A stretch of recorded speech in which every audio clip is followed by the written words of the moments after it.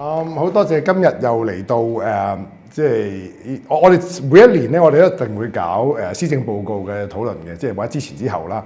咁跟住就話財政預算案嘅之前之後嘅討論咁樣。咁今次就當係中間，即係啱啱即係當然我哋過咗幾個月啦。個施政報告係9月嘅上年。咁而家嚟緊呢個禮拜3咧就有財政預算案，就2026至2027。咁啊，中間呢幾個月當然發生好多事啊，大家知。即係真係最重要就係又真係有不幸事件，有火災又成。咁啊，當然即係牽涉到即係規劃啊、工程翻新啊、圍標，即係好多嘢都關心。我諗市民咁啊，情緒就當然麻麻㗎啦，一定。咁啊，平時經濟都係麻麻嘅嚇。咁啊，即係全球個經濟都唔好啦，都唔係淨係香港。咁所以我諗市民一定關心個生活。即係如果老人家擔心有冇錢開飯啊，即係其實家庭啲基層家庭都擔心冇錢開飯。咁我諗擔心嘅嘢真係好多。咁所以今日咧就揾到你哋兩位，即係都係社區動力嘅即係政策成員啦 ，Stanley 啦、吳永輝啦，同埋前區議員張文龍啦。咁咧大家成日都講下啲街坊心聲，或者平時聽落好多嘢嘅，即係喺個自己嘅圈子度好，或者啲街坊，或者係喺好多嘅市民嗰啲留言板咧，網上都睇到好多嘢。咁啊，我好簡單講一講，即係2025年施政報告嗰個大概嘅嘢。咁年年都咁上下 structure，如果大家攤開，咁啊，佢通常而家第一個大部分一定係講管治嘅嚇，一定講愛國主義教育嘅強化管治，都係一直呢幾年都興講噶啦，即係覺得呢個係基礎啦嚇，即係梗係覺得呢個好重要。咁跟住咧就佢下一章咧就當然講呢個北部都會區，呢個咧就好呢幾屆咧都會呢幾年都會成日講到呢樣嘢好重要，覺得呢個係嗰個起動力嚟嘅香港經濟，即係咪大家好多人會搬去住，或者好多大陸朋友或者其他海外朋友會搬嚟呢度發展創新科技。咁啊，即係當然我知道阿 Stanley 都搞少少 IT 嘢啊，所以都可以講下。咁係咪真係咁勁咧？呢一章。咁跟住個章咧就通常就講產業發展同革新咧，呢個就一直都講㗎啦，即係點樣去搞嗰啲人才啊、資金啊、乜。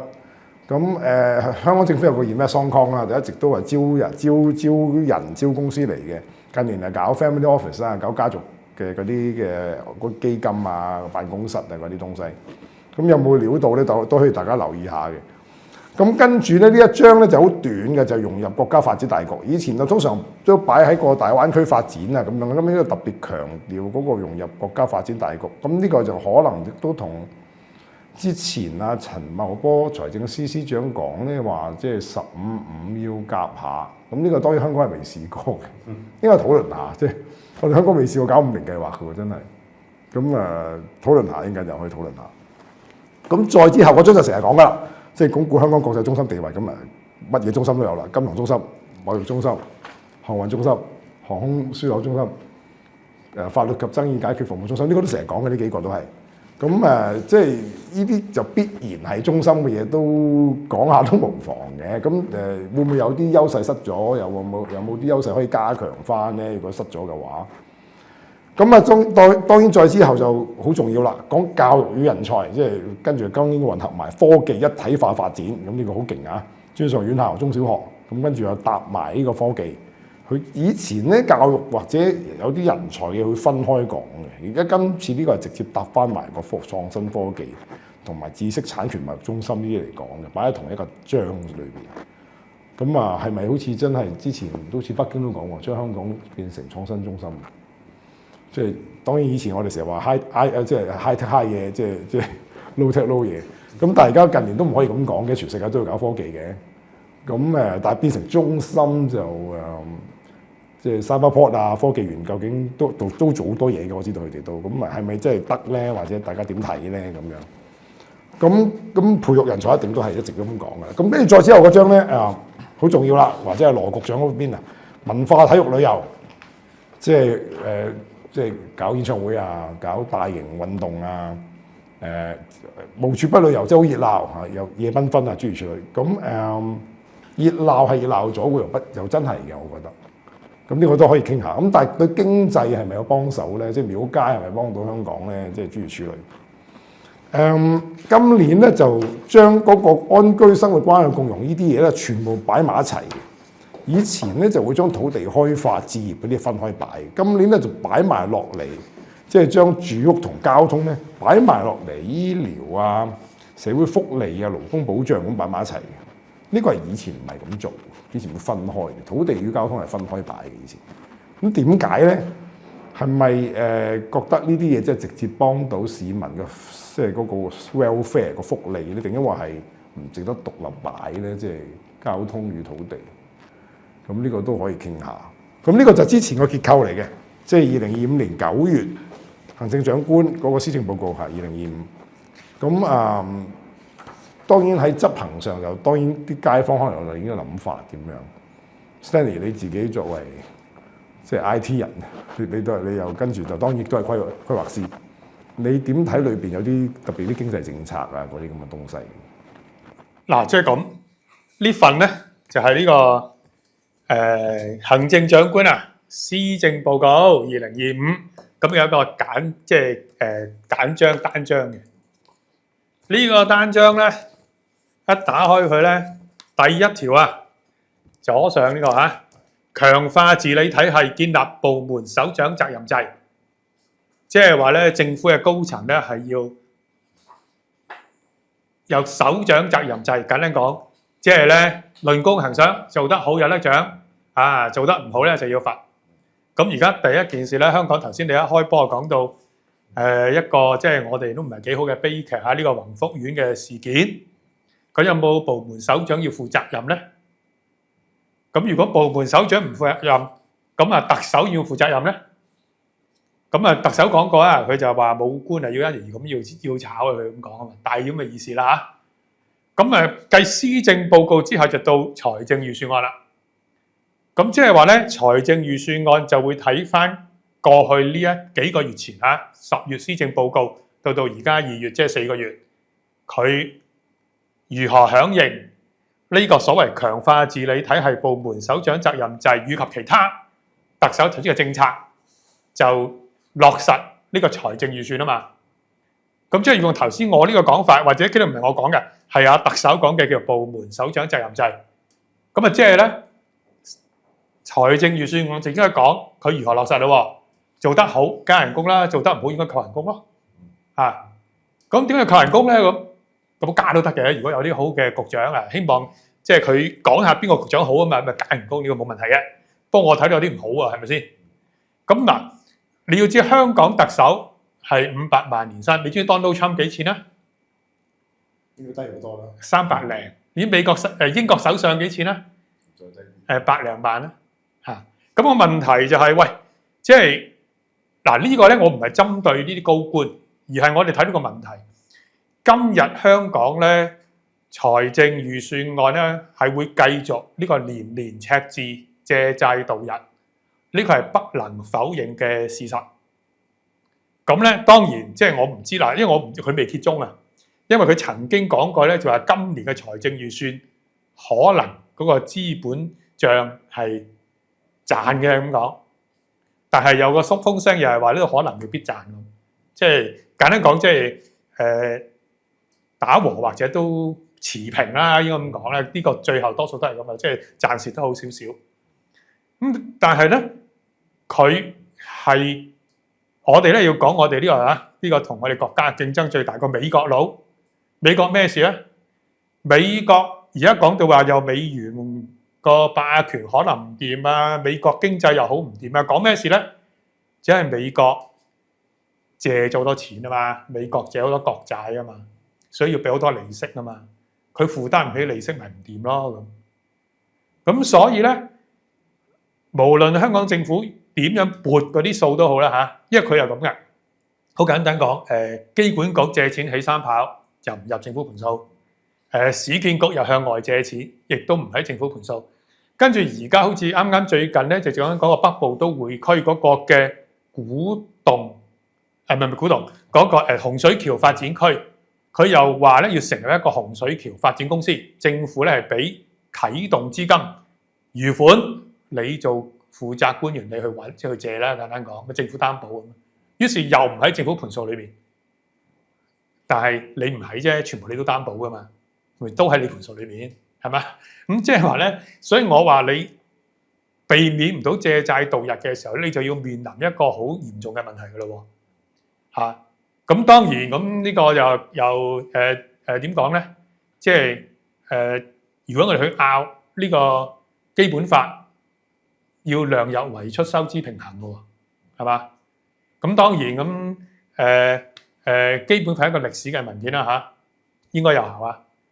咁但係歷史文件佢都有咁寫喎，係嘛？咁當然即係好多西方國家都係借債度日嘅，好多國家嗰個預算咧都係即係借下咧就佔佢個 GDP 嘅初少少，越借越多就超過佢100% GDP 都有啦。而家好多都係咁。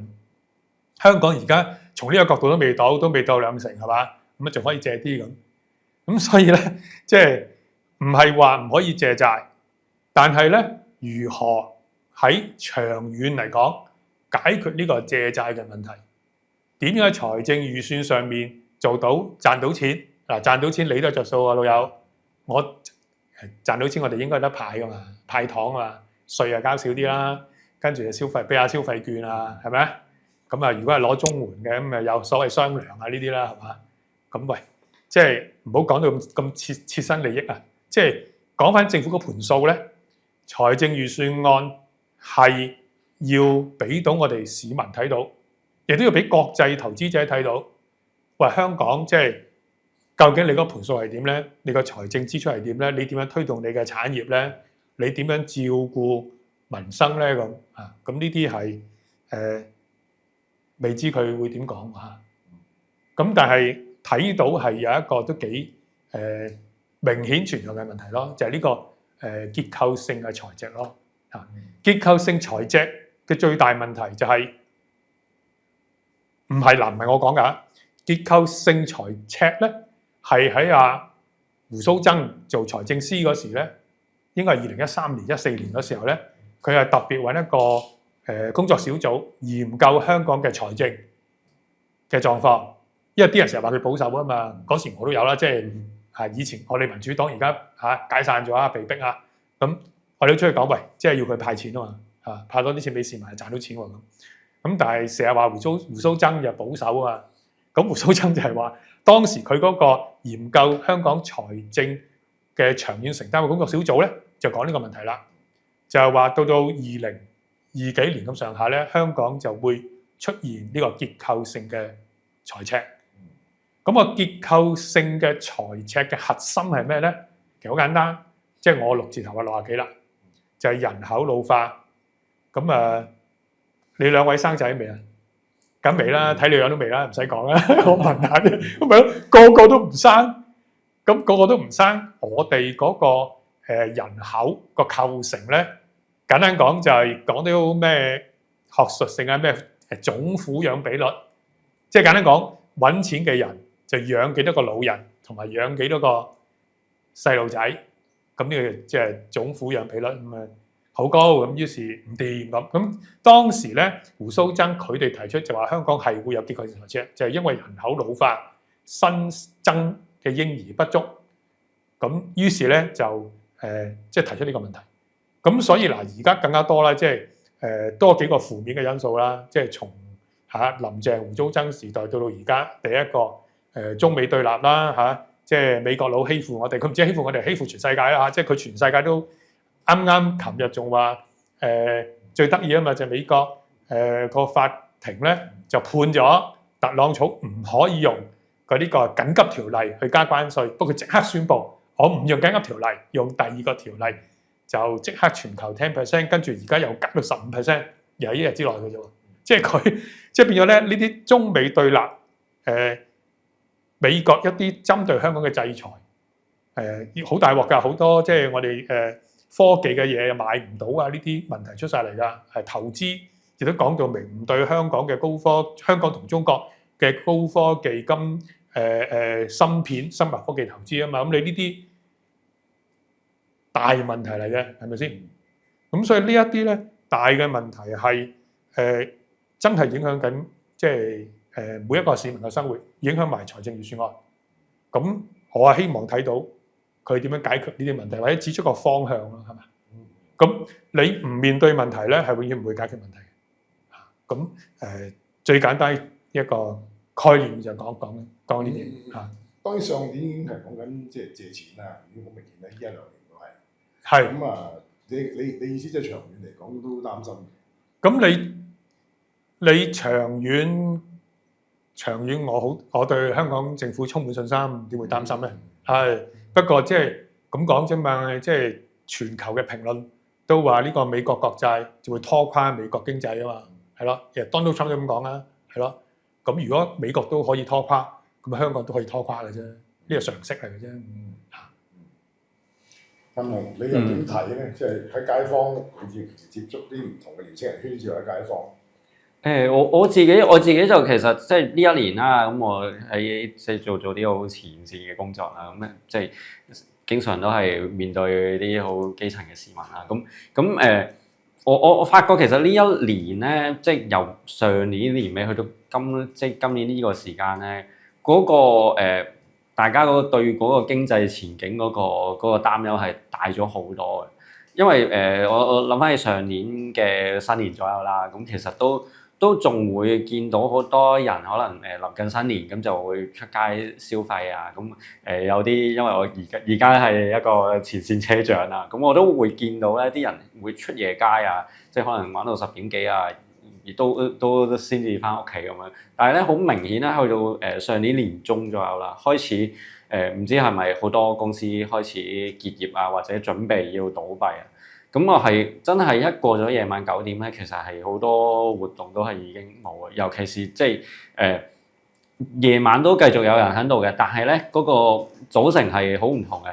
以前即係講緊其實1年前左右嘅夜晚都仲會有好多後生仔可能會出嚟嘅，即係禮拜6日嗰啲。咁但係依家係真係少咗好多，我發覺。即係亦都我身邊有好多朋友啦，都開始真係面對失業嘅問題啦。有唔少嘅朋友都即係以前可能從事一啲我以前做開廣告啦，有好多朋友做廣告啦，或者係做一啲比較需要接觸科技嘅行業啊，可能一啲通訊啊媒體嗰啲咧，已經好首當其衝，係好大幅度嘅裁員。有啲朋友亦都會可能要問我有冇其他嘅任何類型嘅工作要介紹？咁所以我係感覺到嗰個經濟環境係即係嗰個差嗰個程度係大咗好多。咁同時其實即係亦都有個幾我唔知會唔會有好多人覺得嘅問題。因為其實近年啦，政府有好多譬如北都嘅發展啦，咁以前呢一啲發展嘅土地咧，其實實際上咧係提供咗佢有好多比較廉價嘅居住空間啊，又或者可能有啲朋友想創業，咁需要一啲空間，一啲比較平啲租金嘅土地去做一啲小倉存啊，或者係工作坊咧。其實好多時就係揀咗北都嗰幾個發展區裡面嘅嗰啲比較鄉村地帶去做嘅，我發覺。咁但係依家好大規模咁樣收地咧。其實佢哋需要嘅呢啲空間咧，可能直接俾人收咗啦。就算如果冇收到咧，係好多都面對緊係倍數式加租，因為即係少咗供應啦，自然僅餘有嘅供應都係會搶貴晒。咁變咗有好多人可能啱啱呢一年俾人裁員，咁就自己可能仲儲咗啲錢，想話闖一番，想試一試咧，其實係。嗰個空間亦都係同時少咗，咁所以我就咁乍眼睇已經係覺得呢一啲嘅問題都幾嚴峻下，係。即係變咗係即係可能好多東西啦，長遠嚟講，譬如講北都係好多年之後啦個效應，但係而家眼前已經可能嗰啲便利到市民可能平平地做生意啊，用到啲地方啊，已經係即係收咗啦，已經冇咗啦。咁而家好多時都係咁樣，即係諗嗰樣嘢去滯後。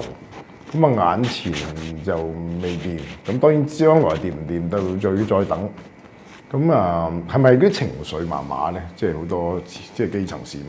其實都好多都麻麻嘅，即係甚至乎都唔係講淨係年輕人，就算可能有啲識得嘅長者都會開始擔心，即係可能佢哋都暫時到依家都有啲長者福利，咁但係譬如2蚊搭車啦，嚟緊又轉制度啦，跟住亦都可能佢哋都需要靠啲仔女供養噶嘛，即係政府嗰筆錢其實永遠都唔夠，咁其實佢哋都開始好多都唔少都擔憂嚟緊嗰個面對個環境，因為可能講緊早10零年咁大家預計嗰個可能經濟週期下行可能都係比較遠嘅，但係依家係好明顯眼前可能嚟緊1、2、3年已經係會預示到可能都已經好大嘅變化，咁所以即係唔少就算今年啦，我有時接觸到啲街坊，可能往年都會派下利是咁樣，今年係真係佢哋都話好唔好意思啊，今年就真係派唔到啦咁樣，係啊係。真係會嗰個其實擔心個嚟緊嘅收入啊、生活啊，所以要大家慳住使。咁啊，關於嗰個即係失業問題啊，即係咁啊，即係香港就唔係好嚴重，但係大家驚嚟緊嚴重。即係而家表面唔嚴重咧，就因為有人移咗民啦，咁啊，所以有啲行業係唔夠人嘅，甚至好似話保安都唔夠人，或者係飲食業唔夠人咁樣。咁但係隨住個經濟如果再差啲，再多啲鋪頭執。咁慢慢就嗰個失業率會浮現多少少。咁呢啲嘢有冇計嘅咧？有冇啲行業可以即係提升，令到佢多啲人可以做到嘢？咁當然諗夜繽紛都係咁諗嘅，可以多啲人創業或者打工啦。可能一個老細請一個人喎，即係大概可能諗啲咁嘅嘢。有冇啲諗法咧？大家有冇用咧？或者政府之前諗呢啲計嚇，即係夜繽紛啊，或者係日常生活嘅就業啊咁樣。我諗即係其實係幾個因素同時係衝擊嘅。咁第一個就頭先講過，即係整體市面嘅期望啦。好似啱啱前兩日已經睇到有媒體就話會有結業潮出現啦。咁呢個呢個就係第一個。第二個咧，你講到嗰個話做設計啊、廣告行業嗰啲咧，就係好明顯係受到呢個 AI 嗰個發展咧嘅衝擊嘅。即係話咧，以前咧你揾唔到個設計師，你出唔到個靚啲嘅公仔。今日咧，任何人你大家睇下 YouTube 片，順便 search 咧，你已經可以做啲好靚嘅artwork，用喺宣傳啊，用喺咩咁樣。咁所以即係第二個大嘅轉變就係 AI 會令到成個同高新科技咧，係令到成個產業就業嘅機會都係一個好大嘅改變。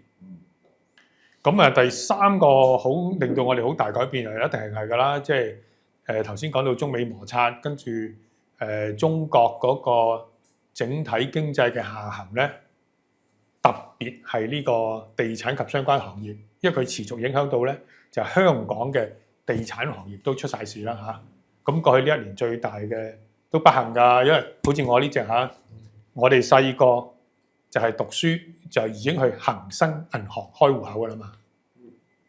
到今日做到恒生，即係其實佢接埋啦嚇，即係佢唔係結束，佢就搞唔掂，於是咧就匯豐就收購咗佢嚇，即係因為子公司收購咗佢。咁其實即係你睇到呢個恒生從我哋細個幾十年嚟，從香港一齊嘅起飛興起，到今日，你唔可以話恒生唔係衰落咗咯，係咪？咁呢一啲嘅因素咧，都係都幾負面嚇，都幾負面。咁你頭先就問你喂，咁係咪政府做嗰啲嘢唔得，或者係夜繽紛唔應該做啊？旅遊業唔推動咧，咁唔係嘅，因為咧旅遊、交通、零售呢一啲咧，即係市面嘅一般行業咧，實際上係提供咗大量嘅就業機會嘅。雖然嗰啲個所謂之資產增值就唔係咁高嚇，咁都冇法啦。你至少即係揾份工有工開咁，基層嘅市民要有呢個生活嘅保障啦。基層市民兩樣嘢，一個居住，一個工作，一定要解決係咪？食可以慳啲啫，咁都要食啦，係嘛？跟住讀書呢醫療咁。喂，呢個要吐苦水喎，因為我哋呢啲中年以上嘅，而家啲人話去政府睇症加咗價咧，變咗睇一次症咧就係500蚊至700-800蚊、900蚊咁喎。係啊，因為佢攞幾個月藥啊嘛。咁於是有啲人咧，佢可能窮，即係佢話我唔攞藥，攞少啲藥，即係咁嘅情況都發生喎。咁話呢啲即係你睇到嗰個市民嘅福利係萎縮緊。你想象到有啲人寧願睇少啲咯，係啊，睇少，本來應該快啲去睇都話遲啲先啦，等多係啊，有呢啲情況啊，咁所以唔係話做嗰啲唔應該做，而係話即係推動下旅遊，揾多啲人嚟，呢個都應該做。問題係點樣做好啲？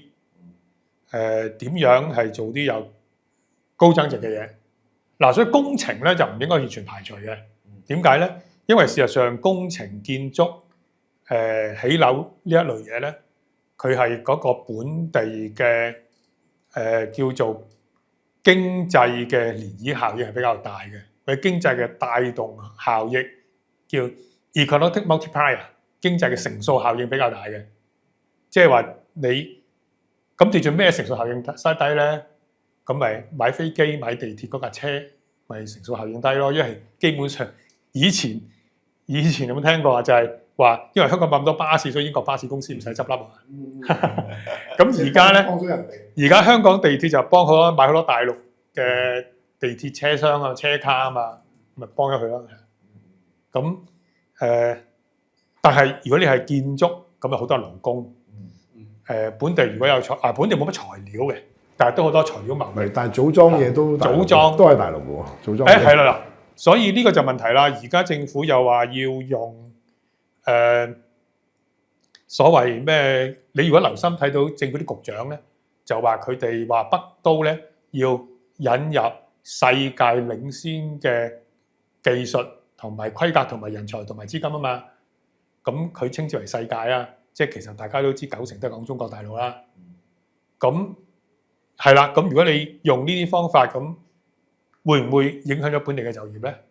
因為就業係一個好重要嘅問題嚟嘅喎，咁所以當政府要做呢啲工程，但係工程都有啲分嘅，咁咩工程就本地多啲咧？咁嗱，如果你而家政府，我唔知有冇圖書館啦，我經常久唔久都去下嘅。如果你去睇下圖書館，好多都舊㗎啦，而家有冇圖書館？咁圖書館重新裝修下佢啦，咁你咪好多工咪本地工人開工咯，係嘛？所以你都係同樣使嘅喎，一嚿錢你去裝修圖書館，做下呢啲嘢咁，做下啲社區中心咁啊，基本上本地嘅搞下嗰啲所謂市政大樓咪本地嘅就業多啲，係嘛？你買飛機就唔係中國嘅，買飛機係波音同埋呢個法國嘅Airbus 嘅。咁但係有一啲即係本地嘅一啲工程係本地嘅就業就多啲。咁尤其是嚟緊呢段時間咧，我諗政府係真係要睇呢樣嘢，即係話你預算案佢就好大嘅，即係咩千億幾千億咁唔會講到一間圖書館，唔會講呢啲錢，但係實際上咧，佢下面呢啲錢點樣使，個構成喺邊度咧？咁因為而家有個好處咧，就係而家其實係政府內部都 AI 化，你唔用政府其實搞緊啲 AI 嘢，但係暫時你唔係好成功到呢個外面嘅經濟模型度，你真係可以睇到嘅，即係其實你做啲咩嘢咧，係點樣幫助到嗰個本地就業嘅？咁呢個我希望係政府都睇呢樣嘢。呢樣嘢就同個管治有關係喎，即係點樣整合得好啊？即係唔同部門之間，即係咁樣想咁樣使錢可以留得翻喺自己嗰度，就要每個部門都要執行得到先得嘅喎。呢啲咁當然咁即係有啲嘢得，有啲唔得嘅嘛。咁你咪睇佢點樣使啲錢咯。即係我諗嗰個係咪嗰個不論特首啦，定係財政司，定抑或係政務司，應該嗰個即係整合大家、拉實大家，佢點樣用錢執行政策，要強化啲先做到你啱啱所講嗰個東西。咁呢個就希望做得到，希望可以做得到啊！真係睇下嚟緊係點樣。咁啊，但係啱啱講到就係話有一個好重要嘅位就係個實際又係感受啦，即係譬如即係醫管局加咗錢，專科80蚊變咗250蚊，咁好似好少錢啊，其實唔少錢嘅，你計 percentage， 對基層嚟講就唔係叫做少錢啦，加個100幾蚊，咁嗰度講緊多成倍幾嘢嚟嘅，其實係，咁呢啲都有實際有感受嘅問題。咁變咗佢覺得咁啊，當然睇醫生又避唔到，咁咪食少兩餐，食平嗰啲嘅，即係食40蚊嘅餐就唔食60蚊嘅餐嘅，咁呢度慳到20蚊。咁呢啲嘢點搞咧？即係譬如問我，即係啲市民要自己計數啊嘛。其實如果對於好普通嗰啲基層嚟講咧，都係好難搞嘅，因為實際上你病好難避免噶嘛，即係有好多街坊都即係我發覺啦，呢一年裏面有好多政策唔同嘅政策出咗嚟啦，咁呢個但係醫療收費呢一樣嘢係真係唔少唔同類型嘅街坊都會提起話，哇即係好難避免病噶嘛，你亦都有啲病係真係你做足防禦措施都未必咁容易噶嘛，好似醫生嗰度唔睇嘅。係啊，流感你如果咁啱真係隔離嗰個傳染咗過嚟嘅，咁你又好嚴重嘅，咁你冇得唔睇噶嘛。咁所以即係變咗好多街坊都會覺得其實即係因為其實好容易諗到啊！你如果譬如有一個人為咗慳錢唔睇醫生，佢可能延咗1-2日，咁其實佢可能就傳染多咗俾幾個人。咁變咗即係呢一個咁嘅基層嗰個前線醫療咧，其實嗰個影響係非常之大嘅。即係變咗你就算可能有人慳錢慳咗嗰幾蚊都好，你隔離嗰個俾人傳染嗰個，可能佢搞到本來可以有得慳都慳唔到。咁嗰個效應其實我覺得係應該政府係要諗清楚係咪真係喐基層嗰個醫療呢一嚿嘅。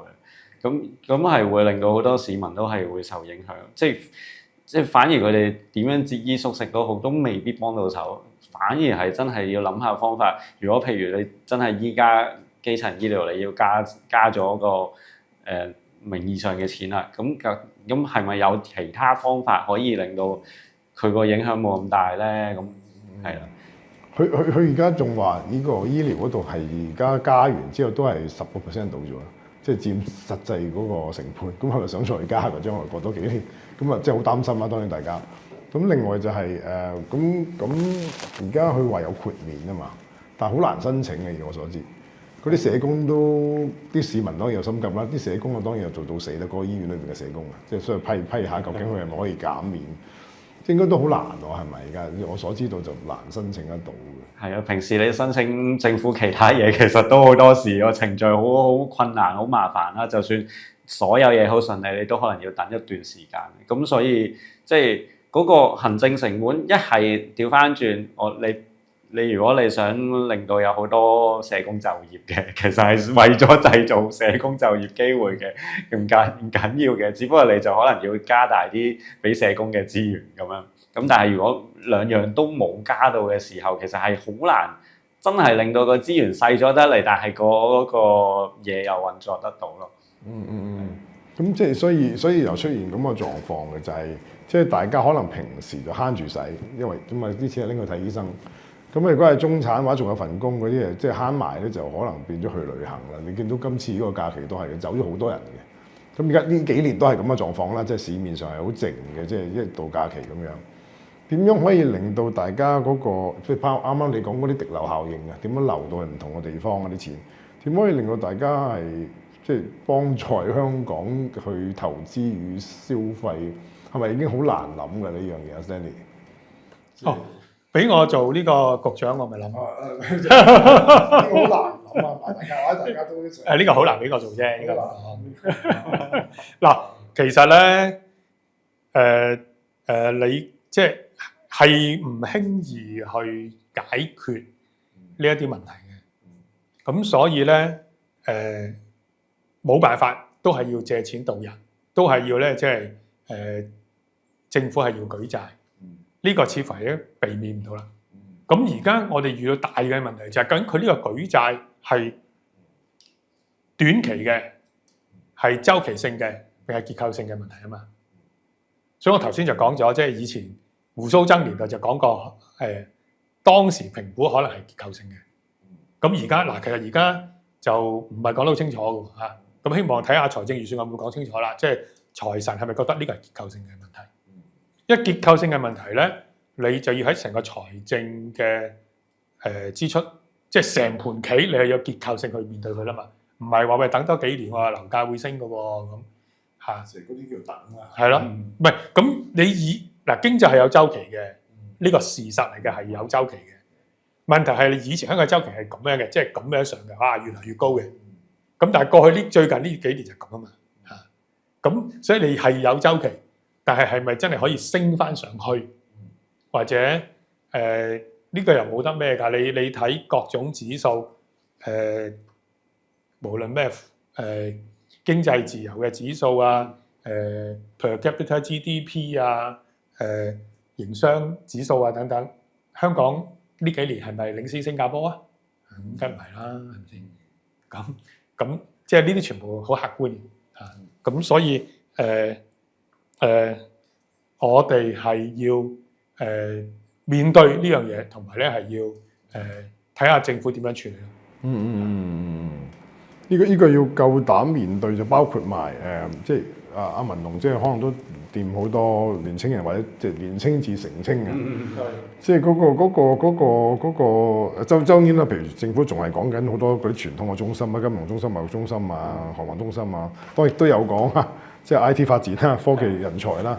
咁但係感唔感受得到嗰啲年青人，感覺都可以喺呢件事之上入得到嗰個成長，或者可以有得揾得到工，跟住又可能自己嘅 career 有得發展，係咪有啲咁嘅跟得到嘅狀況咧？定話唔得咧？定係話其實係有啲困難嘅。我坦白講，有好多朋友都覺得有啲困難依家個情況，因為即係呢幾年啦，政府就好多一啲嘅專才通啊嗰啲，咁其實係好實質地咧，一啲比較可能高增值啲嘅產業咧，係面對咗多咗人才嘅競爭嘅。咁即係輸入嘅人才其實唔少都係都優秀嘅，係啊，都真係有啲優秀嘅人才輸入咗嚟嘅。咁但係即係本地自己香港嘅一啲比較優質嘅人才咧，其實即係面對呢一個咁嘅競爭之下，咁就只能夠好赤裸裸地係比較價錢咯，因為大家都咁優秀嘛。咁但係好多時輸入得嚟，咁梗係一啲係比較可能比較平價少少啦。咁所以好多朋友都可能面對就停薪啊，即係冇再加薪啊，甚至乎即係個職位已經係俾人搶走咗。咁亦都同時話，如果可能譬如自己想創業啦，想自己試一試，依家嗰個掣肘都反而其實係越嚟越多，因為即係我接觸好多都係一啲通訊啊，嗰啲傳媒啊嗰啲界別嘅，其實好多而家有好多嘅外國嘅一啲先進啲嘅，譬如 AI 軟體嗰啲，唔少都係即係禁咗，即係實質上係禁咗香港去使用。即係要花好多心機，或者要好多資源去用一啲方法嚟到利用到啦。咁對比起可能係外地一啲東南亞附近嘅國家啦，即係可能係台灣又好，又或者係其他嘅東南亞國家，嗰個如果係想從事呢一啲行業咧，嗰個實際用嗰個成本其實多過咗人哋。咁變咗好多時，香港嘅人係想創業嘅時候，佢哋諗嘅辦法最後，如果以前嘅話，可能都係請返自己本地嘅朋友幫手嘛。咁但係如果佢真係想認真賺到錢，好多時就係要網上外判咗俾鄰近國家嘅人去做咯。即係 cut cost 啊？係啦，咁可能如果需要中文嘅，咁咪揾台灣咯。咁如果直情唔需要中文嘅，可能有啲真係會選擇可能印尼、菲律賓啊去幫手去做呢一啲嘢。我都唔少朋友係咁樣先至運作得到，係賺到錢。我所知道而家係有個咁嘅新興行業嘅，就係幫香港嘅公司，不論大定細啦，就將啲嘢掟出去東南亞。即係呢個新興公司就係外判公司，幫手做外判中介。譬如訂啲嘢去越南，訂啲去馬來西亞咁樣。咁當然可能佢哋呢啲公司自己做得好，因為好多老闆仔都，不論大老闆定老闆仔都訂緊嘢出去。咁但係對本地嘅就業卻係有問題嘅，即係少咗啲機會啊，或者要可能都唔係停薪，要減啲人工先至揾得翻類近工作。咁唔係啊，咁你本地人、本地公司咪諗下你點樣增強你個生產力咯？佢個增強生產力就係訂啲嘢出去外邊咯，咁就係啱啱文龍講嘅意思啦。嗱，又唔係完全喎。如果即係我嘅睇法就咁嘅，AI 科技嘅即係大幅度進步咧，其實咧一個用 AI 嘅人或者公司佢個生產力係高好多。咁你咪即係政府要幫啲本地嘅公司點樣利用呢啲 AI 嘅科技，即係教育嗰度增強個生產力咯嚇。有啲嘢其實政府做嗱，我又唔話佢錯嘅喎，好簡單。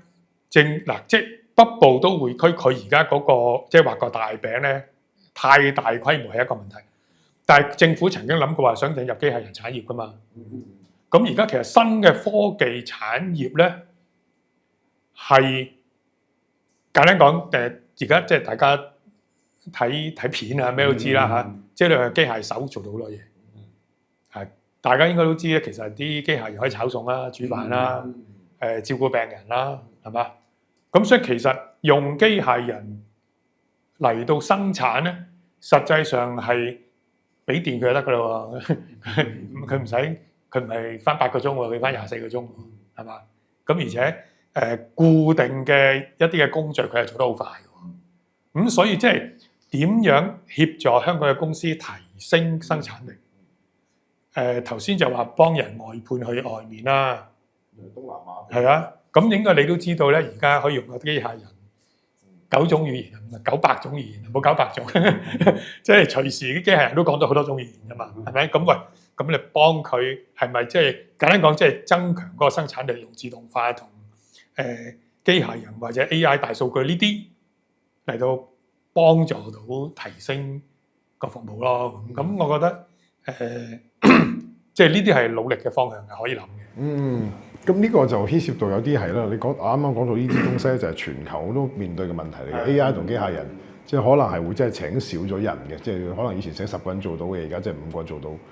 咁呢個都好多人已經討論緊喺外國，就係講個 UBI 嗰個全民普及收入、普遍收入、基本收入嗰樣嘢。咁我見到香港政府係完全冇討論過，冇討論過咩？呢個全民基本收入呢個東西，即係會唔會喺將來大幅嘅即係減少人手？即係你講 Elon Musk 嗰個啊？未必係 Elon Musk 提嘅，好多都提過嘅。就係有啲地方就試啦，喺歐洲啊、even 加拿大，可能有啲城市可能想試下咁樣。即係會唔會我哋呢個構思？即係 OpenAI 佢哋講嗰套嘢。意思即係話咧，即係預咗有啲人係要即係收一嚿人工就收。其實咧，即係話咧，全民攞綜援，係咪啫？你中意，但大家唔中意。你全民攞一嚿錢啊嘛，可能個好聽啲嘅字眼，其實一樣有好啲嘅字眼。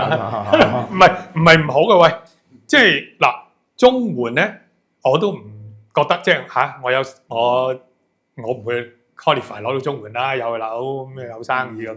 咁但係香港綜援其實俾到一個基本嘅尤其是長者綜援咧，即係我見到好多真係老弱無依啊。甚至有啲後生過身先㗎嘛，咁真係靠嗰個綜援度日㗎嘛。咁你呢個福利，即係簡單講，即係所以我哋唔係話咩講得唔好啊，全民攞綜援，即係簡單講，全民都攞到一個錢，基本收入係呢個係一個講法嚟嘅。但係呢個講法咧，就算你用 Elon Musk 佢個講法咧，佢都唔係話今年喎，佢係講緊10年至20年之後。咁要 plan 你要 plan 嘅大佬。要 plan 話要 plan 呢個係大件事咯，即係其實所以我同我啱啱講嘅呢一個即係成個財政預算案要從基本同結構上去即係有新思維咯，真係有新嘅考慮思維結構性轉變嘅思維先至得㗎。如果唔係就因為香港我哋一直個呢個人唔係冇得鬧政府，而係話根本我哋嘅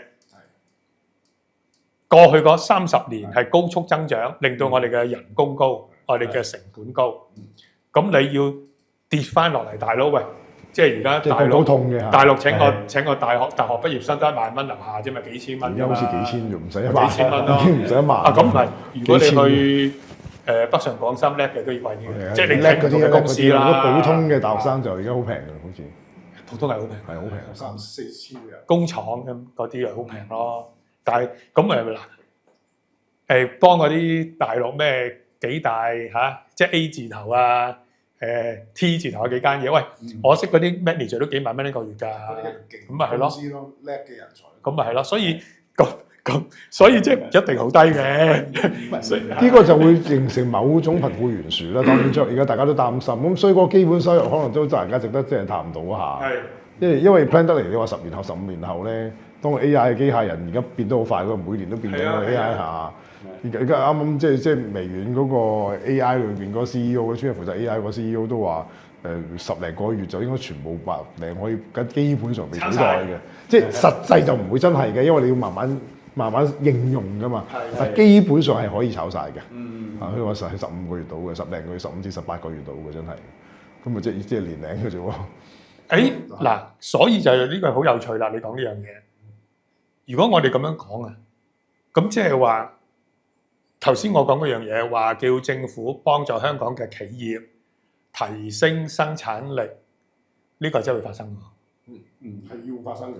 不過講個壞消息俾你聽，個壞消息咧就係有樣嘢叫富可敵國。咁富可敵國講緊咩咧？你去睇睇 NVIDIA 今日嘅價值。NVIDIA 中文叫咩？輝達即係出 GPU 晶片嗰間啊，黃仁勳啊，佢嘅價值係美國嘅 GDP 嘅20幾%，然後將點解富可敵國啊嘛？我哋有叫李嘉誠，不過而家就阿李先生咧，就佢個仔喺佢哋年度報告嗰度講咧，就話佢哋係雲上嘅公司，所以都唔係香港公司，係雲上公司。但係其實佢個 root 係香港嘅，李氏王朝仲喺香港，我哋成日幫襯佢啊，好多鋪頭都佢啊。嗱喂，就呢一個問題咧，富可敵國嘅問題咧。好恐怖啊！就係美國嗰9大、7大科技，睇下點計啦嚇，即係10大科技產業。點解咧？因為計全球10大科技產業咧，好似一間唔喺美國嘅。即係簡單講，原來嗰啲科技產業嘅 GDP 嘅市值高過美國，高過成個美國。咁你諗下幾恐怖？你都高過好多國家嘅 GDP。直情喺嗰啲2、3線國家根本就係但一間，應該係任何一個Google、Apple、亞馬遜呢幾個咧，任何一個咧都高過一個嘅中等收入國家。呢啲全部富可敵國。咁但係點解呢個又會講呢樣嘢咧？因為啱啱你講到呢個咧，但係問題就喺呢堆公司裏面咧係冇香港公司，當然啦，亦都冇中國嘅。即係阿里巴巴同埋騰訊咧，未排到入去，係啦，佢哋都係10幾嗰啲，咁所以嗱，點解呢個又唔同喎？因為咧，如果我當你啦嚇，如果中國最大呢幾間係排到入去嘅話咧，咁又唔同喎。咁佢騰訊香港上市噶嘛，係咪先？咁變咗即係佢可以一個好大嘅經濟體啊嘛。咁啊，其實今日呢幾間都係富可敵國嘅喎。問題佢就敵唔到美國，佢就係敵嗰啲，即係，就算李嘉誠都係啦嚇，和記都係啦，佢係比嗰啲中小型嘅國家都大嘅。咁當然即係睇下點比咯，係嘛？喂，咁所以就係都係要有新思維嘅，即係新嘅結構性想像去應付將來嘅，即係香港政府或者諗個財政預算嗰陣時候，包括大嘅投資，即係 EDAI 啊，或者喺教育裏邊要大轉變。但係個難處就係。因為你都叫我講嗰啲科技啊，咁其實呢個北部都會區政府講過嘅規劃，我有規劃師啊，政府講過，最初咧係曾經講過300萬人，後來講係250萬人。咁你知唔知今年香港生咗幾多個 BB 啊？即係2025年。香港喺10幾20年前咧，每年係有5萬至6萬個 BB 出世嘅。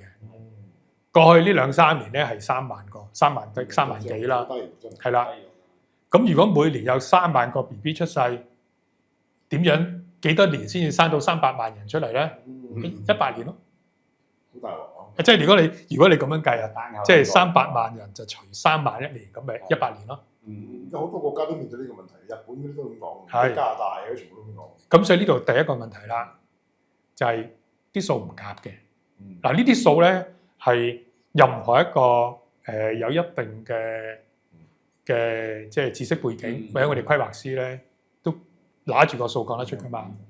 係每年3萬幾出世，咁你點解嚟咁多人喺嗰度？咁你跟住佢就政府係吸引國內嘅優才高才通來港。咁但係根據已公開數字咧，高才通有一半攞咗之後唔嚟喎。咁同埋你有冇去過考你兩個啊？你有冇去過呢嗰幾個北部都會搞緊工程嗰啲地方啊？即係河套隔離啊，乜嘢咩環境啊？去到喺古洞啊、新田嗰邊咯，係都係暫時係見一堆嘅黃泥，同埋就古洞嗰邊就起咗好多公屋。係啦，咁就咁我問你啦，如果你係高才咧，你會搬去嗰度住嘅？可能要起碼10年後佢真係搞掂晒，我先至會嚟咯。係咯，如果要我嚟嘅話。係咯，因為咧其實喺嗰個範圍裏面咧，已經有一個地方做得比較快，古洞有啲快，即係因為有啲已經做緊啦，同埋洪水橋都係叫做洪水橋下村一帶已經有一啲收咗一啲地啦，有一啲已經起咗少少嘢啦咁樣。但係我哋睇睇，哇！原來其實好多都係未起嘅喎，係畫個公仔好靚嘅啫，又未做嘅喎。咁啲高才會去嗰度咧？咁第一個問題咯。第二個問題，大家都知啦，香港以前啲辦公室好貴啫。今日香港中環即係市中心嘅甲級寫字樓空置率20幾%，整體空置率10幾%。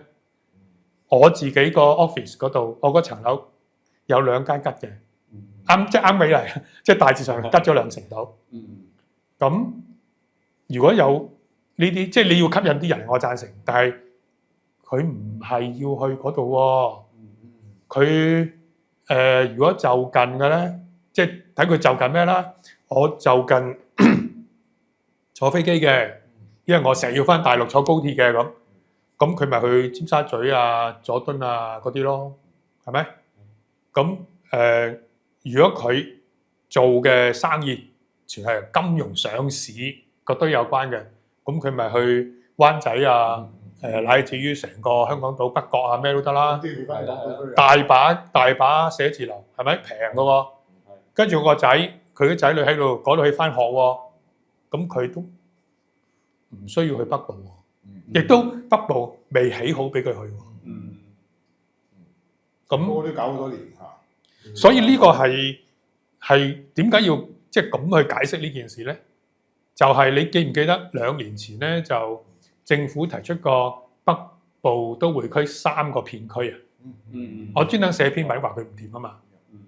嗰3個片區咧就係粉嶺北，都唔記得啦。我市民99%都唔記得㗎啦，因為我做呢行係記得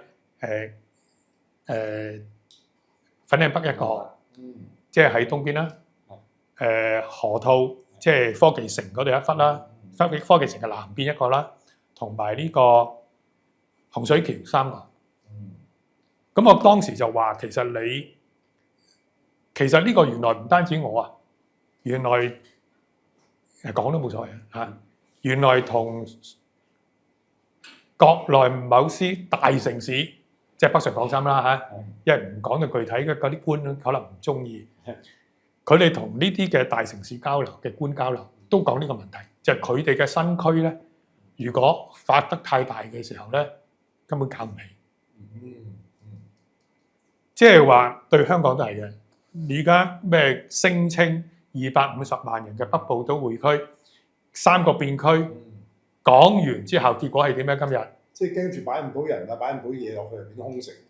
唔係啊，而係你講個3個，今日咧就洪水橋拎出嚟攞意向書招標，其他2個就唔講啦。咁當然香港經濟好好講嘅最好啦，但係梗係經濟唔好啦，梗係地產商唔會參與啦，係咪？咁喂大佬有啲地產商都差唔多破產嘅咯喎，係咪？恒生都唔掂咯喎，咁你咁嘅情況之下，我其實寫過篇文啦嚇，不過而家唔俾我寫文啦，嗰篇文就講話你要集中搞好一個，即係話你唔好拎3個片區啦，你搞一個先。係嘛？咁頭先你又講嘛，係你如果你係大陸嚟高才，你都想你起好咗，有個地方俾我仔翻學，有晒學校有晒路先啦。係咯，有晒路啊嘛，咁你有晒嘢，咁咪得咯。所以而家北部都會區呢個問題就係佢發得太大，作得太大。嗱，即係就講翻規劃呢個問題。我係好唔中意咧，大家你都知大陸有好多死城嘅，大陸嗰啲死城咩一中二環、3塊4片區啊，5大道咁啊嘛，逢親搞出呢啲嘢咧，呢啲係咩？啲口號嚟噶嘛。咁北部都會區嗰時拎出嚟咪有啲咩口號嘅，有1、2、3、4、5呢堆咁嘅嘢咧，一講呢啲咧就知道呢叫口號規劃。即係驚啦，可能叫做唔係，即係咧。你用呢啲講法咧，其實係口號嚟噶嘛，同做出嚟嘅時候，口號同做可以係唔相干噶嘛。咁如果你講個口號，你又做得到就最好啦，你好叻啦。但係唔係咁輕易噶嘛。咁如果你保守啲，就係喺呢度咧集中做一啲地方先。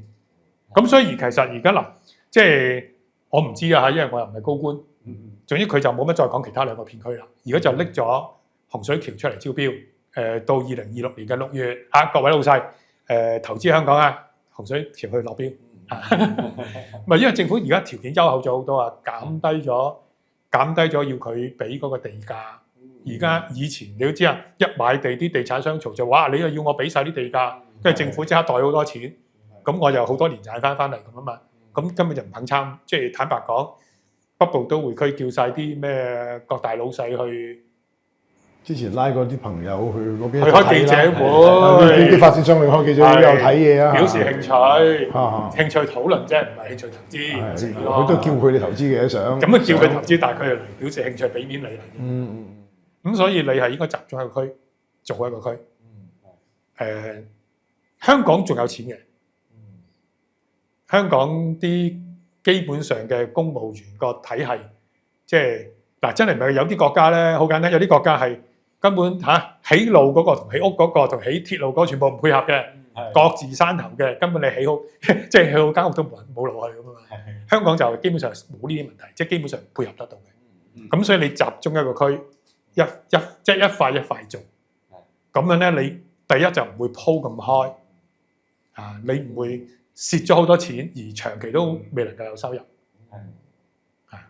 咁就比較易啲，用一個區做好佢咧，就帶動到個經濟。咁你而家好簡單啫嘛，佢已經宣布咗啦，佢洪水橋會搞個叫發展公司。其實呢種所謂 development corporation 即係發展公司咧，其實英國嘢嚟噶嘛。幾廿年前我哋讀書啊，都知啦。英國嗰時咩？因為係要搞啲新市鎮。搞工業咪成日好，其實而家英國仲有好多㗎，嗰啲發展公司就係政府俾啲錢佢，跟住你各種方法籌款搞你個發展咁。因為英國政府中用呢個時候 arm's length，即係隔一隔，佢比較自由度最。所以我哋又唔係完全自由度，即係唔係完全鬧政府，而係話你做呢啲嘢咧，你如何做好佢嚇？咁今日好顯然㗎啦，我都好希望聽日。係咪即係下禮拜財政預算案宣布？哇！原來Tesla 嚟香港搞機械人，跟住阿里、騰訊、Apple 全部都嚟，但係好難喎，大佬。人哋今日 Apple、Google 嘅亞洲營運中心全部喺新加坡。阿里大家都知啦，阿里巴巴又係去咗新加坡。咁即係你仲拉到邊個嚟咧？咁但係又唔係冇嘅噃，唔係冇嘅意思，即係話咧，今日未來嗰個經濟體系咧，好顯然咧係由於中美嘅對立咧，係會有兩個體系嘅，即係中國有中嘅，美國有美國。咁呢兩個體系咧，最惡又打仗啦，咁但係都唔想啦，亦都未老實講，有智慧嘅領導人會打仗啦。咁佢兩個喺度競爭，總要有啲地方通下氣噶嘛，係咪？咁香港過去100年就係呢個中西嘅通氣嘅地方啊嘛。咁所以如何好好利用香港，唔好搞啲反國安法啊嘛，係嘛？咁如何好好利用香港呢個通氣？即係所謂中西文化交流、商業中心。以前香港又話咩商業中心咧、金融中心，有咩間諜中心噶嘛？呢度冇寫嗱。廉港間諜中心係咯，咁即係香港其實就係呢一個特殊嘅角色啊嘛。我哋係一個中西嘅中心，咁唔係完全冇嘅喎。你睇今日，由於即係你睇英國，你睇加拿大，佢哋嘅首相都啱啱去北京訪問。點解咧？因為以前有個大佬啊嘛。但係以前個大佬都好似話呢條友都唔好信得過喎，係嘛？Donald Trump 即係嗰啲政策成日轉嘅，咁所以佢咪平衡外交咯。咁所以你從呢個角度睇，所謂中西真係唔係完全對立嘅喎，又有競爭係嘛？有競爭。嚟緊3月話咁你香港係應該有啲空間嘅喎，咁但係你香港嘅領導人，即係本地嘅領導。係要應該領導香港爭取做呢個空間㗎嘛，咪側埋一邊啊嘛。咁啊，即係我哋都希望梗係可以做到呢種整合啦，即係香港成為即係中西文化商業嘅交流中心。咁啊，當然嚟緊就即係要做好多工作啦，政府要啲官員要諗辦法。咁當然其實有啲工作佢都要努力做嘅，譬如嗰個Family Office。呢個其中一個係過去呢2年做得幾好，呢幾年做得幾好嘅，即係 Invest Hong Kong 嗰邊整個 Family Office Hong Kong 出嚟就係真係幫到，好似全世界叫到好多 Family Office， 中東啦特別係即係咁呢啲咧就係有啲貢獻嘅，咁但係就其他東西當然要繼續做啦，即係譬如我哋如果講到啲民生多啲嘅嘢咧，咁就係基層就未必好 feel 到嘅。即係譬如好似阿 Stanley 你係有做 IT 生意，又或者好似文龍咁有留意啲唔同嘅東西，就會比較睇得到，都叫做有啲嘢，希望有啲樂觀啦。希望係都有係應該有啲樂觀嘅，有啲嘢可以咁但係基層個睇法唔係咁樣，就覺得好似好悲觀咁樣。即係啲嘢唔係落到自己嗰度，都淨係生意人或者係中產嗰邊。咁當然其實中產自己都知道好大鑊即係中產嗰邊可能佢又攞唔到豁免啊，佢睇醫生嗰陣時。佢等唔到嗰時候，自己又要拎錢去私人嘅醫療體系嗰度做。咁中產嗰方面有咩諗法咧？即係夾心階層，即係阿文龍你自己都應該有中產朋友即係好多啲30零40歲咁個個都係又話要生仔但係又好辛苦咁樣嗰啲。其實都有即係唔少嘅朋友，即係佢哋都有一個。同時悲觀得嚟又有少少樂觀嘅，因為大家都講下啲樂觀嘅，係啦，即係有咩機會啊？悲觀成樂觀係點嚟嘅咧？即係所謂悲觀就係因為大家30零40歲，好多時已經生咗仔咁樣有家庭喺香港咧，咁係走唔到嘅。點樣外國有咩優惠咧？我都唔係幾有大嘅誘因去走嘅。咁所以個根喺度啊嘛，係啦，個根喺度。咁即係如果樂觀咁睇咧，即係始終會有一班可能之前嗰10零年經濟好勁嗰陣係揾到啲錢嘅人都仲係留得到喺度嘅。咁點樣好好去令到大家留咗喺度嘅呢一班比較有家庭有仔女嘅中產，點樣可以繼續啲錢留得到喺度，甚至乎可以運用呢一啲資源去去點樣去可能吸引到外面可以投資落嚟咧？其實都我即係大家都會有一個咁嘅諗法嘅，但係至於係行啲乜嘢方向咧，大家都唔係真係個頭腦好清楚，但係就係有一個感覺就係即係大家有一班人留咗喺度啦，有堆資源留咗喺度啦，咁如果係可以好好咁運用，而唔係好直接咁樣去交晒稅啊，或者俾晒一啲大公司賺晒咧，大家都會覺得仲會有一啲嘅希望，有啲期望係可以做得到咯。咁但係究竟係幫一啲中小企去可能有啲稅務嘅寬免啦，定話係去有某一啲嘅產業去可能特別扶持，係適合一啲可能初創嘅企業嘅。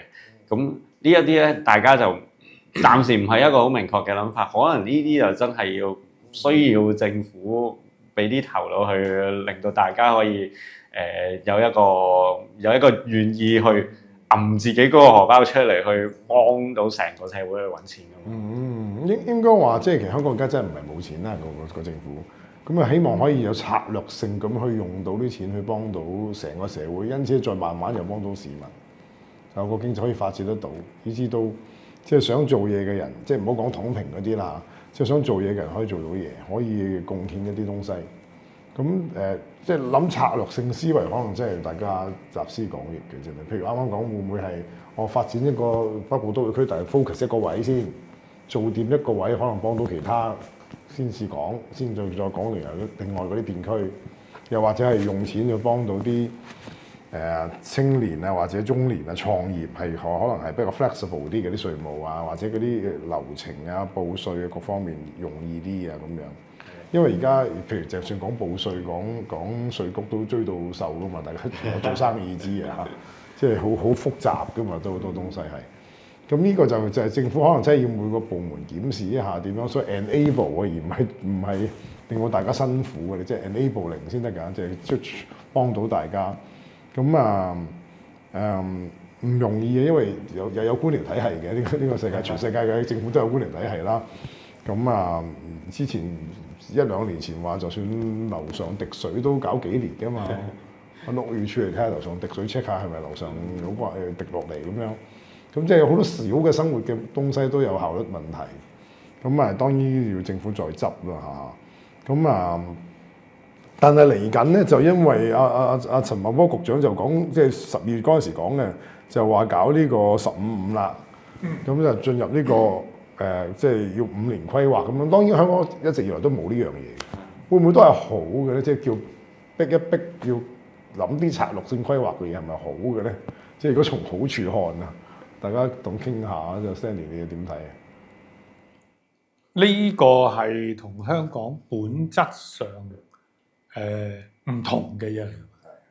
嗱，因為中國咧係計劃經濟，咁佢而家行嘅咧係有中國特色嘅社會主義嘅經濟體系。簡單講，其實佢係半開放市場，即係半自由競爭。咁但係點解半咧？咁半開放市場，即係話好簡單啦，即係外匯管制啦，人民幣唔係自由流通啦。半自由競爭係講咩咧？就其實你睇到佢係開放相當嘅，因為個中國市場好大，就開放好多民營嘅企業。不過重點嘅產業佢都係支持國企嘅，所以好多大嘅國企喺各行各業。咁亦都係情況唔同嘅。因為國企咧，即係任何一個中小企咧，因為市場競爭問題，中小企利潤唔係好高，所以一定係利潤導向，即係賺唔到錢就唔做啦，唔係死人㗎嘛，你冇錢出嚟。國企唔同啊嘛，國企佢係可以政策導向蝕做嘅喎，可以係咪？再第二度揾錢，佢又可以咁做嘅喎。咁所以咧個體制係唔同嘅嚇。咁體制唔同，你睇到佢大陸做15-5嘅規劃啦咁其實佢講咩咧？嗱，大陸嘅，因為我都規劃師，但係大陸嘅規劃同香港規劃都幾唔同嘅。大陸係叫大規劃架構，有區域規劃，即係所謂之下咩香港做國際金融中心，而家又開放海南做自貿區，促進用海南島促進呢個西南一帶嘅發展。咁上海唔使講啦，好多嘢。跟住雄安，因為北京爆棚啊，因為2000萬人塞喺嗰個地方，太擠塞啦，所以部分城市功能搬去一個新嘅區叫雄安，即係呢樣叫區域嘅發展嘅規劃。咁咧仲有產業規劃，產業規劃嗱就係重點，即係而家嘅講咩機械人啊，咩芯片啊，咩生物科技呢啲咧，香港都搞緊啦。其實啲產業嘅規劃，佢仲有嘅咧就係財政嘅規劃。佢因為咁樣有啲咁嘅方向咧，佢就全部啲錢擺去邊度做啲咩嘢，或者補貼你啲咩嘢。咁美國最鬧啦，因為美國最鬧你補貼啊嘛嚇。咁老實講，佢有部分係真嘅，部分係屈啦。部分係真嘅意思咧，其實就係而家全球好多個國家都係補貼緊佢啲重點嘅產業嘅，個個都補貼㗎啦。邊個唔補貼啊？美國自己有補貼農業㗎。係咯，個個都補貼緊啦嚇。咁所以話部分真，有部分屈就咁解。咁就所以即係佢嗰個財源個財力嗰個推動，又係有一樣咁嘅嘢嘅。所以佢產業、財政、區域規劃幾樣嘢組成佢成個所謂之15規劃。嗱，咁我而家已經唔講政治啦嚇，因為如果佢政治係更加複雜，因為國內政治即係睇個唔係好穩定嘅。咁佢咁樣嘅一個嘢，呢啲嘢香港係冇嘅喎，香港冇嘅喎。咁香港冇呢樣嘢，咁香港係做咩咧？咁香港就係市場經濟主導啊嘛。咩叫市場經濟主導咧？就係簡單講，政府公司，例如話機管局，喂，俾你做機管局總裁，你要賺錢嘅喎。跟住地鐵，你係地鐵個總裁，話你都要賺錢嘅喎，就係呢兩個都賺緊錢喎，係嘛？跟住第三個就係即係市建局就大鑊啲，因為市建局舊樓維修嗰個承擔好大啊，咁就佢唔係咁易去，應該話地產高嘅時候佢可能賺到錢，但係而家就比較難，即係嚟緊一個特別難大嘅問題啦咁所以香港第一就經市場主導，政府提供基本嘅 infrastructure，即係頭先我哋講啊路啊橋啊電啊乜乜通訊啊咁，係講呢啲嘢。然後香港係冇呢啲國企嘅喎，香港即係頭先幾個都國企啦，即係但係頭先嗰幾個佢係真賺錢嘅喎。咁所以我而家我哋唔講，都唔使唔怕講啊。中國過去呢20年咧，係捉咗大量嘅國企嘅高層，呢個貪污下台嘅，嚇，即係我唔係講政治，因為講貪污，咁係真嘅喎。咁所以你呢一度咧就係變咗，我唔知即係政府講話呢個香港響應呢個15規劃的具體內容是什麼啦？呢個政府要講清楚。係咯，香港有冇國企？香港有國企，咪頭先頭先呢幾個就香港國企，咁香港仲有好多大嘅國企，就係中國建築啊、中國海外啊、中人壽啊、招商局啊，呢啲全部國企嚟噶，呢啲全部都大國企嚟噶。香港政府自己嘅國企。唔係頭先嗰啲咪香港政府國企咯，即係地鐵公司啊、機管局啊、市建局啊，呢咪香港國企咯，係咪？郵政局都可以係。郵政香港郵政就點講咧？一半一半啦，係啦，因為郵政佢都好難賺到錢啊嘛，咁所以佢係用個經營嘅叫經營權或者經營嘅安排啊，就唔係全部獨立一個香港郵政公司啊，即係咁講啦嚇。咁所以究竟政府講緊啲乜咧？就第一個問題啦。但係第二個問題咧，其實如果大家留心睇，其實香港都轉緊嘅。如果各位今日上去睇翻香港立法會嘅立法會議員嗰個嘅成分咧，你就發覺今日係另一批嘅大 master 啦，即係話今日冇少咗好多英資嗰啲人，但係今日好多中國國企嘅高層董事、非執董乜乜乜喺嗰度嘅喎，即係其實係操盤嗰班人都變咗喎，即係希望佢哋發揮監察作用啊。不過我唔知有冇啊，其實都唔係好多啦。咁但係 go back 就係，所以喺兩個唔同嘅制度之下咧，香港如何推動？咁跟住我調轉我講呢個問題啦。嗱，我而家國家就搞15規劃啦，5年規劃，係咪你香港堅決唔跟啦？咁你又唔可以咁講喎，係咪？你又唔可以話堅決唔跟喎。咁但係你如何核心就係如何取其利，然後除其害。取其利，即係因為佢定咗咧嗰個5年計劃，佢好多指標嘅。咩區、咩發展、咩產業、咩發展、咩人員、咩乜乜，佢有好多佢嘅嘢。咁點樣取其利？因為今日如果你講香港今日嗰個財政，因為今日講緊財政預算案啦，我哋係財赤，即係就算你平衡叫做平衡預算，都係你借夠錢嚟平衡預算啊嘛，所以你都係赤字啦，其實。咁所以你冇自力，即係你係需要同國家政策去配合嘅。除非你叻到可以成個東南亞都支持香港咁，你又唔使北京嘅支持。如果唔係你唔得嘅，所以你一定要北京嘅支持，係嘛？咁所以你要北京嘅支持咧，係點樣喺佢呢個15規劃裏面係有配合嘅地方嚇，但係又唔好簡單，佢有一啲佢做嘅嘢未必啱我哋嘅喎。你做海南自貿港。咁以前買 LV 喺香港，因為唔使打稅就落嚟香港買啊嘛。咁大家都知其實嗰啲高級嘅消費店咧，其實唔係今年嘅事啦。其實已經有一部分咧就已經個重點擺咗去上海或者北京或者海南嘅，即係去咗大陸啊。係咪？咁所以係有競爭嘅喎。即係事實上存在競爭嘅喎。咁你又調轉嚟講啦，咁喺國內個制度咧，即係中國嗰個5年規劃，其實而家已經遲㗎啦。因為佢每個所謂第幾個5年計劃咧，就唔係宣佈嗰一日先至定㗎嘛。實際上係宣佈之前嗰2年咧，1-2年咧，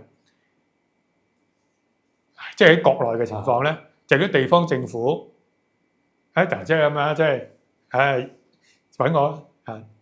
都唔揾我啦，就係嗰啲官、嗰啲規劃師，即係佢簡單講，佢地方政府都有咩省長、咩局長、處長一堆人啦，佢都係地方政府個計劃經濟部門，同埋嗰啲規劃師、嗰啲規劃部門，同埋財政部門。其實咧，即係簡單講，嗰啲咁嘅通常係一個副市長或者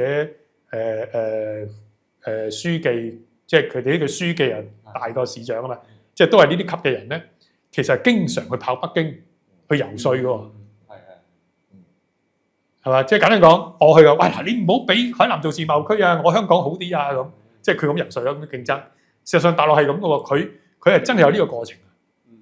咁所以你香港即係其實我又覺得我唔排除呢樣嘢，即係話佢哋咁樣制定呢個5年計劃。所以地方政府係會有專人，我哋唔好講貪污嗰部分嚇，因為貪污嗰部分唔講得嚇。但係真係講純粹遊說中央政府去支持你，佢都係有專人專班做呢啲工作嘅喎。跟住就希望影響嗰個5年計劃，跟住喺我嗰個省、我個市得到利益喎，係嘛？咁大陸好得意嘅喎，我都好即係點講咧？香港人咧就未必好得意知道呢啲事，又係鄰近我哋嘅啫。個地方名唔好講出嚟，不過大家唔講嘅你都知啦。佢哋試過喺規劃嗰度咧，你呢個市起條路，同佢嗰個市起條路，高速公路係都唔通嘅，都有嘅喎，可以嘅喎。跟住就要睇下邊個大邊個有牙力去中央規劃部門講掂佢，所以咧我讓定你讓，或者一齊讓，唔知點啦，咁去解決呢啲問題。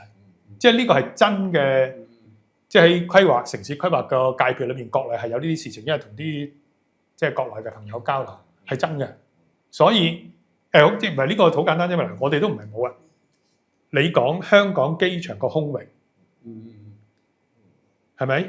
因為機場個空域係要大噶嘛，咁我架飛機係會飛入深圳啊嘛，深圳再擴大都會飛入嚟香港啊嘛，佢咪飛入嚟，而係話因為佢個圈啊，即係有個大嘅範圍俾佢，所以係有個重疊嘅地方啊嘛。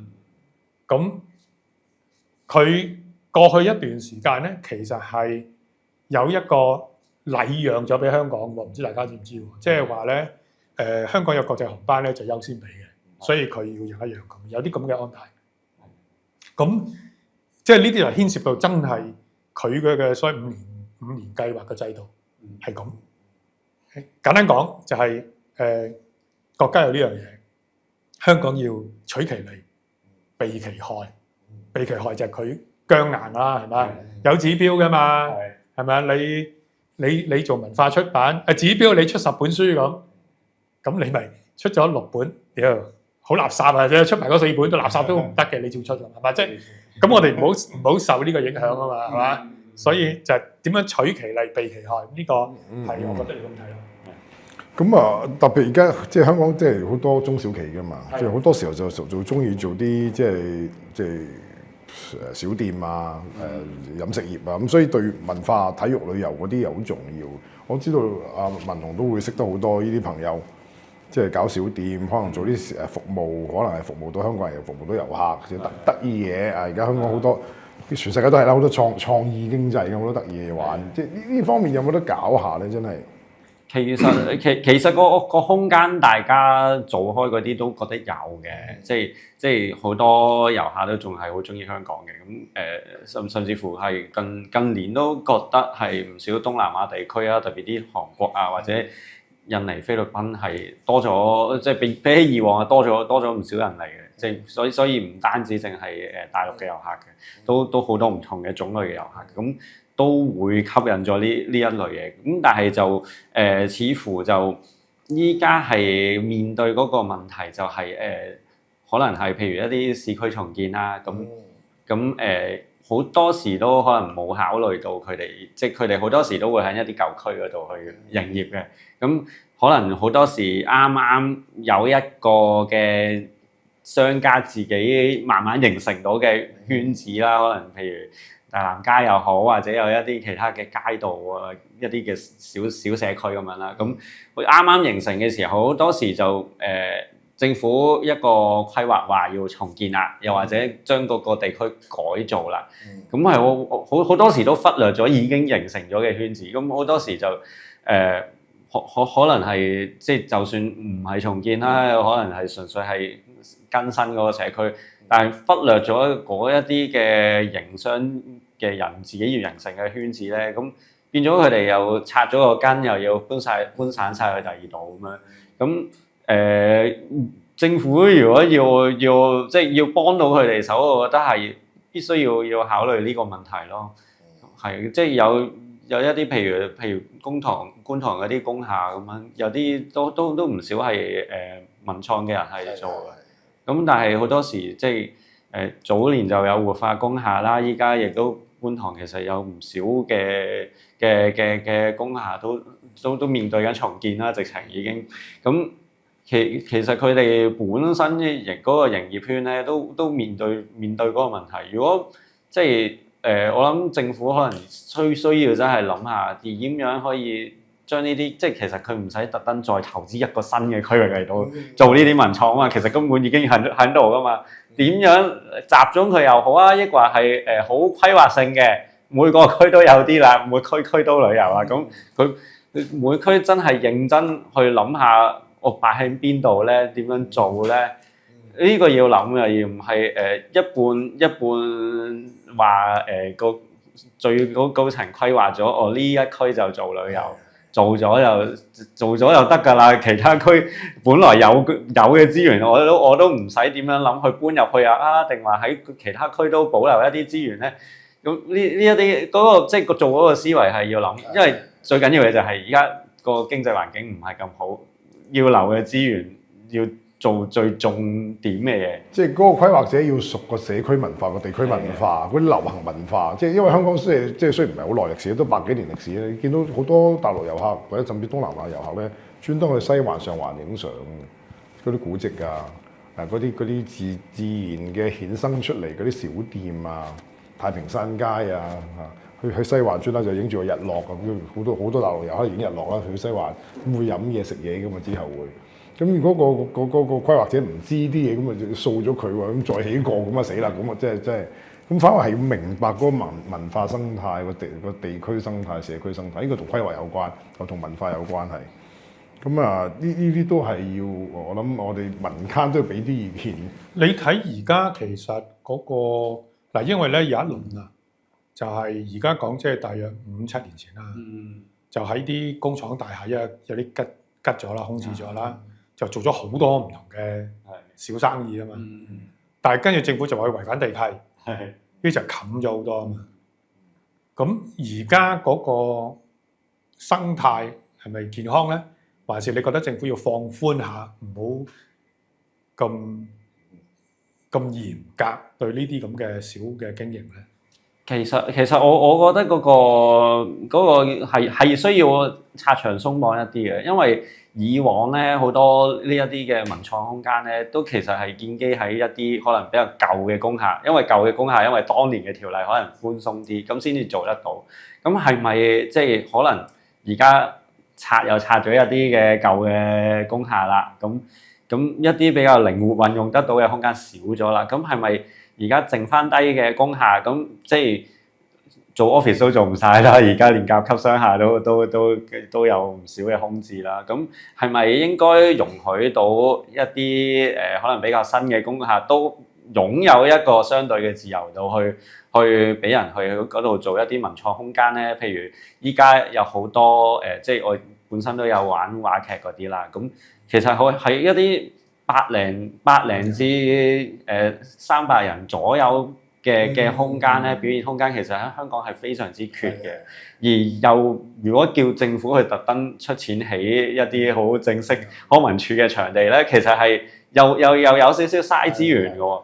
咁係咪譬如如果有人想做呢一啲空間喺消防嘅方面啊，或者一啲規劃嘅方面係可以執佢咧，等大家可以容易啲去做咧。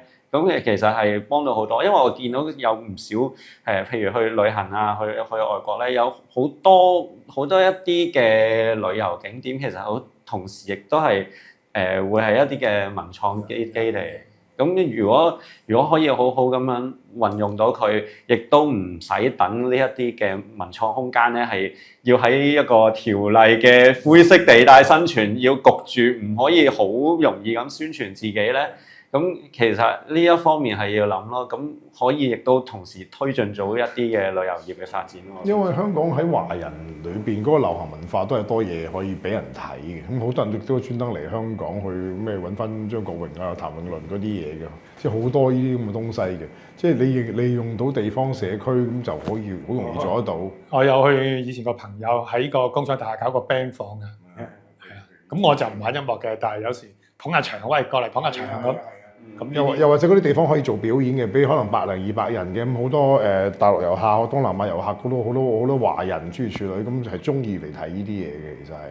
嗱呢度咧，頭先你話叫政府咩點啊？搞佢呢個問題咧就好嚴重嘅，因為咧佢一搞就死得啦。應該係咁啊，其實咧但唔係冇方法嘅，點解咧？政府有啲即係有關呢啲安全啊、消防啊，有幾個條例啦，工作娛樂場所條例啦、消防條例啦、規劃地政嘅條例啦，咁啊是但揾一份搞你都死得㗎啦。咁就同樣地喎，有啲違咗例嘅嘢，例如話而家新界嗰啲村屋上面起到3層，嗰時林鄭話過冚佢㗎嘛，跟住4層5層都冇冚啦，即係通融咗佢，咁佢而家又灰色地存在啦咁。即係其實就頭先你講呢樣嘢咧，其實係有啲出路嘅，就係點咧？其實政府係可以俾一啲，即係你一係就灰色地帶俾佢存在，但係就唔好冚佢。但係你呢個就係難啦，因為如果你係民選政府咁，有啲議員咁處理下呢啲問題，即係有啲彈性。咁你立法會議員譬如係佢唔會做，放心。係咁就一個方法就係係呢一管你即頭先條出嚟就死得㗎啦。咁呢個方法咧就係、政府喺規劃度咧俾，其實係有臨時用途呢樣嘢嘅，係可以申請嘅。但係問題係佢一申請臨時用途咧，就佢未必係咁鬆啊。但係其實係可以鬆啲嘅，即係話如果你個政策喺一啲工廠大廈做一啲文創或者少量飲食，你都知啦。曾經試過有啲工廠有飲食，跟住冚晒啦，又係咪？觀塘係咯。咁但係其實係咁啊嘛，喺一個工廠大廈有2個茶餐廳喺6樓同12樓咁其實點會因為咁好容易啊火燭燒死晒啲人咧？係咪？即係搞啲消防嘅嘢咯。唔係佢好難搞嘅，就符合唔到啲要求。有啲小東西。但係其實就係話喺每一棟大廈，如果有少量嘅唔係好符合呢啲嚴格嘅，因為而家尤其是你大埔個大火之後咧，咁大家又緊張啦，啲樓宇嗰個火警安全咧，即係我同意係要緊張嘅。不過咁喂嗱，總之你臨時用途嗰啲，你擺幾個滅火筒，咁就解決咗啦。咁你通常細火你滅火筒都夠到啦，係咪？即係話咧喺呢一度咧，就如果有個政策係鬆動俾民創，甚至可能有啲嚇，我有個朋友搞咩啫嘛，喺嗰度搞個 club 係健身嘅，最後唔俾啊，話佢違反地契，係啊，咁個即係後生仔搞1-2年就執咗啦。咁但係其實呢啲真係對社會冇乜害處，咁人哋有個小嘅生意係嘛，跟住活化到用到嗰個地方，同你鼓勵創業啊嘛。係咯，咁你即係其實可以制定一啲咁嘅政策，即係鼓勵一啲中小型企業嘅創業，就係一啲各式各樣嘅大廈。問題咁你可能咧佢嗰個密度問題啊，即係唔可以太多嚇。咁你咪佢咪可以係喎？我呢個申請咗個批准5年嘅，我做3年嘅，咁我咪至少我嗰3-5年可以正式經營，係嘛？即係有個彈性咁做，唔使好似而家咁有個灰色又走鬼要冚你又冚你咁，令到即係好多做呢啲小本經營嘅覺得唔安全嘅，我走咯，係咪？我今年拜年就發覺原來好多朋友又走咗，係啊，因為而家 WhatsApp 拜年嘅啫，我哋都。咁啊，到最後啦，即係就睇下有冇啲其他嘅街坊心聲，不如大家都講下 round up 一下。就當然即係陳茂波去嗰度就好大嘅，講話呢個年度嘅財政預算案重要課題就15-5嘅規劃開局之年啊。就香港如何進一步擴大經濟發展嘅面向和領域啊，加快創新科技嘅培育和應用，加速優化產業結構，更好融入和服務國家發展大局，同時創造更多優質的就業機會，讓經濟增長和多元化成果更好惠及市民，即係好大。咁當然一講到話就業職位惠及市民，就當然大家有啲 feel 嘅。啲仲有咩最後啲街坊你哋聽到嘅心聲啊？可以講一講啊！最後係呢個咧，我捧翻我哋民主黨不嬲講噶啦。派錢咯，有錢。你真係咁啊？喂，真嗱，好具體嘅，即係咧，我財神講嗰啲咧，又唔即係阿媽係女人，係咪先？造福市民又永遠都好噶嘛，我哋唔會話佢唔好啊嘛，係咪先？咁就算你借錢，我都講咗你客觀係要借錢啦，而家。咁問題你借錢用得其所，係嘛？即係點樣用，好好地用啊嘛。咁啊，點樣幫助啲對基層市民嚟講，嗱好簡單。第一個我哋話人口問題啦。生仔每個稅務學會都講話，邊個機構都講喎，俾多唔知幾多20萬，俾多幾多錢嘅補貼佢喎嚇，免稅額喎，咁生多幾個喎，咁你細個生啊，我又生，同埋特首一齊生，係咪先？即係你呢度俾啲錢啦，係嘛？鼓勵生育啦。普通中小企咪打工仔咪俾多啲免稅額咯，係嘛？尤其是啲人覺得即係唔開心啊嘛，咁最好派錢啦。你唔派錢，你咪差餉寬免啦。中產嗰個免稅額係幫到佢哋嘅。中產幫到，同埋你有小朋友嘅，你真係俾多啲免稅額佢。即係一般個評估就係其實幫人生仔嗰個效用唔係好大，即係唔係淨係靠錢解決，係要佢開心先會生仔。美國人你注意，美國人仍然係嗰個生育率比較高，OK 嘅，OK 嘅，係啊 OK 㗎，係啊。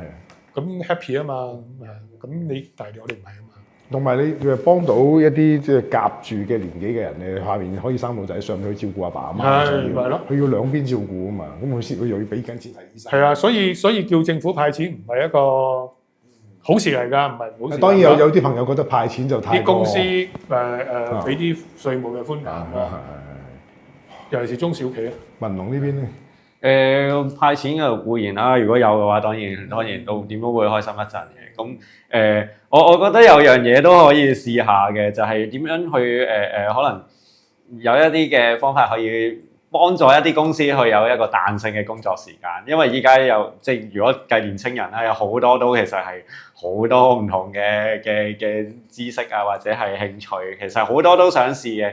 咁但係點樣試咧？如果工作綁得好死嘅話，咁如果係可以幫到一啲嘅唔同嘅公司，可以令到佢哋喺同樣嘅人手之下，可以令到啲員工嘅工作時間比較彈性，甚至乎可能4天工作制咁樣，其實係可能會幫到香港有一個空間。你唔使可能俾好多唔同嘅資助，你可能令到佢工作嘅時間可以盡量縮短到，有彈性嘅係啦，又或者你可能資助佢哋用 AI 咁，令到有好多嘅嘢可以唔需要永遠揾個人喺度慢慢喺度做，喺度慢慢喺度磨，快啲搞掂。